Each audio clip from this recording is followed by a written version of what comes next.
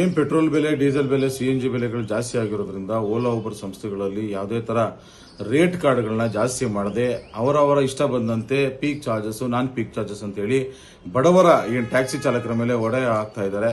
So ಸರ್ಕಾರದಿಂದ ನಿಗದಿ ಮಾಡಿರುವಂತದ್ದು ಒಂದ್ ಸಿಟಿ ಒಂದ್ ರೇಟ್ ಅಂತ ಮಾಡಿರುವಂತದ್ದು. ಸೊ ಅದನ್ನ ಯಾವುದೇ ತರ ಕಡಿವಾಣ ಅವ್ರು ಮಾಡ್ತಾ ಇಲ್ಲ. ಸೊ ಇದಕ್ಕೆ ನಾವು ಸಂಪೂರ್ಣವಾಗಿ ಕಂಟಿನ್ಯೂ ಮಾಡ್ತಾ ಇದೀವಿ, ವಿರೋಧಿಸ್ತಾ ಇದೀವಿ. ಸೊ ಹಾಗಾಗಿ ಯಾವುದೇ ಕಾರಣಕ್ಕೂ ಎಲ್ಲ ಚಾಲಕ ಮಿತ್ರರಿಗೆ ರಿಕ್ವೆಸ್ಟ್ ಮಾಡಿಕೊಳ್ಳುತ್ತಿರುವಂಥ ಹಾಗೂ ಮಾಧ್ಯಮ ಮುಖಾಂತರವಾಗಿ ನಾವು ತಿಳಿಸ್ಕೊಡುವಂಥದ್ದು ಈ ಒಂದು ಹೋರಾಟಕ್ಕೆ ತಾವು ಬೆಂಬಲವನ್ನು ಕೊಡಬೇಕು. ಹಾಗೂ ಸರ್ಕಾರ ಏನು ಪ್ರತಿಯೊಂದು ಟ್ಯಾಕ್ಸಿ ಆಗ್ಬೋದು, ಮ್ಯಾಕ್ಸಿ ಕ್ಯಾಬ್ ಆಗ್ಬೋದು, ಆಟೋ ಟ್ಯಾಕ್ಸಿಗಳಿಗಾಗ್ಬೋದು ಒಂದ್ ಸಿಟಿ ಒಂದ್ ರೇಟ್ ಏನ್ ಮಾಡಿದೀವೋ ಅದನ್ನ ಮಾಡಲೇಬೇಕು. ದಯವಿಟ್ಟು ಅದಕ್ಕೆ ಇದು ಮಾಡಿಕೊಡಬೇಕು, ಸಪೋರ್ಟ್ ಮಾಡಬೇಕು ಅಂತೇಳಿ ನಾವು ರಿಕ್ವೆಸ್ಟ್ ಮಾಡ್ಕೊಳ್ತಾ ಇದ್ದೀವಿ.